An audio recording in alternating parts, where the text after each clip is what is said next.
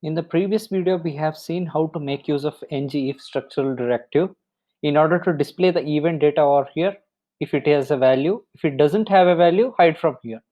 That's what we have seen in the previous video.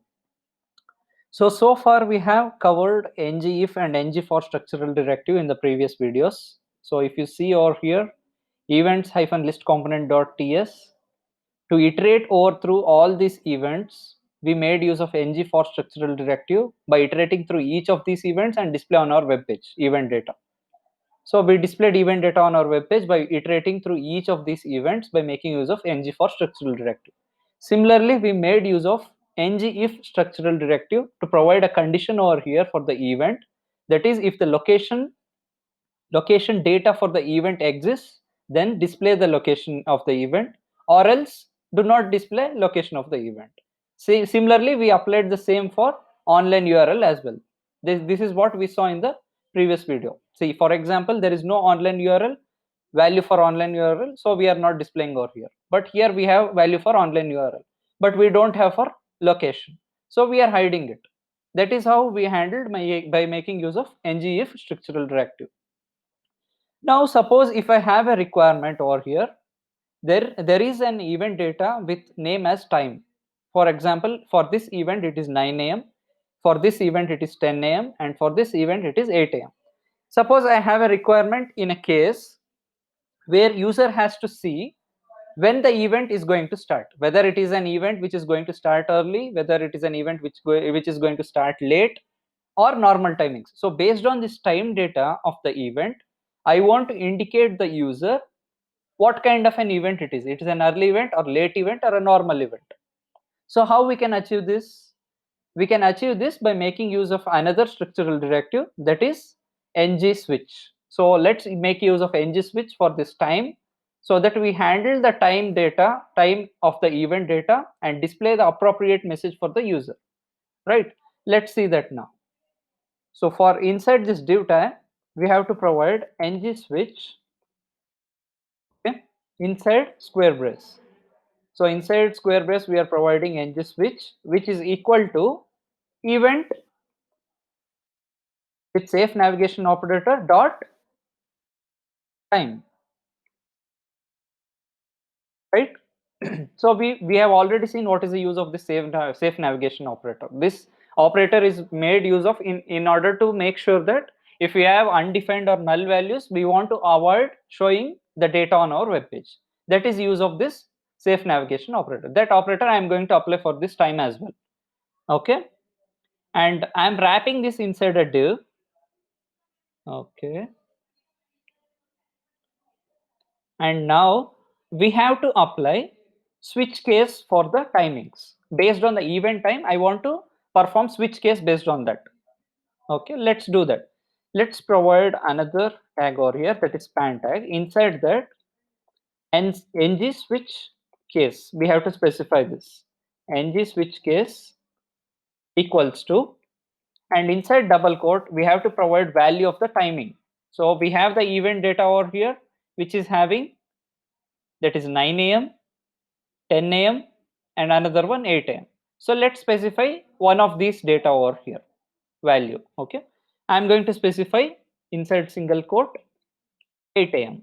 Okay, so if the event is at 8 a.m., then I want to indicate user an appropriate message. 8 a.m. is early, so I want to specify as early event, right? So I want to specify as an early event for the user. Next, similarly, let's copy this line and let's paste again here. And here another switch case, if it is 10 a.m., if event is at 10 a.m., I want to display as a late event. So I want to specify the message as a late event. Suppose there is an event which does not fall under 8 a.m. or 10 a.m., means some other time. So in that case, what we have to do? We need not handle each time over here, that is 9 a.m., 9:30 a.m., 10:30 a.m. We need not do that. If any other event which does not fall under these two categories, I want to specify as a default. So how we can make use of default? By making use of ngSwitch default. So let's specify that over here. Span with asterisk ng switch default. We have to specify like this. ngSwitch default. If this is an ngSwitch default value what we want to display, it's a normal event. If it's a normal event, we want to display as a normal event message for the user. So let's specify as normal event. Okay. So what we have done so far, we have created ngSwitch. Okay. Using this structural directive, I want to apply this structural directive on which element? I want to apply this on event time event, right? See here we have inside an event, this is an event, inside this event we have time, right? On this property, I want to apply ngSwitch. On what case I want to apply? Based on what time I want to display the event, right? So if it is 8 a.m., I want to display message as an early event. If it is 10 a.m., then it is a late event. If not 8 a.m. or 10 a.m., if any other timing, I want to display a switch default over here that it is a normal event. So let's save these changes now. Okay. Let's provide the command npm space start in order to run this project. Okay, the project is getting compiled.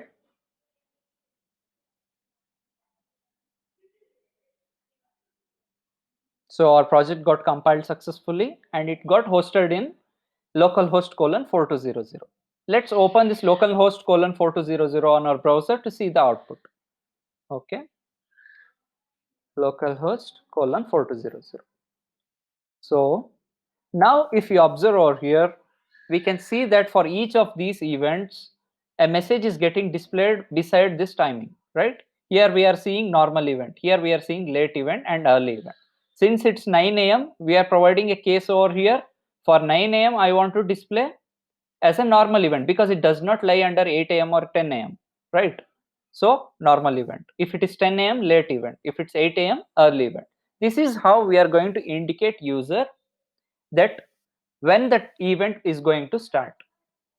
Okay, this is how we make use of ngSwitch structural directive in order to perform switch case statements. We are making use of switch case statements over here and checking the timing and indicate a appropriate message over here. Thank you so much for watching this video, guys. Please like, comment and share this video and kindly subscribe to my channel in order to watch more videos. And one more thing is that I'm really sorry to inform that my previous video, the audio didn't get recorded for some bad reasons. I'm really sorry for that. So I'm recreating a new video for it. So you can watch this video and you can skip 59th video of this series. 59th video is the same video which I'm going to repeat over here now. This is the 60th video. You can watch this video. Thank you so much, friends. Take care.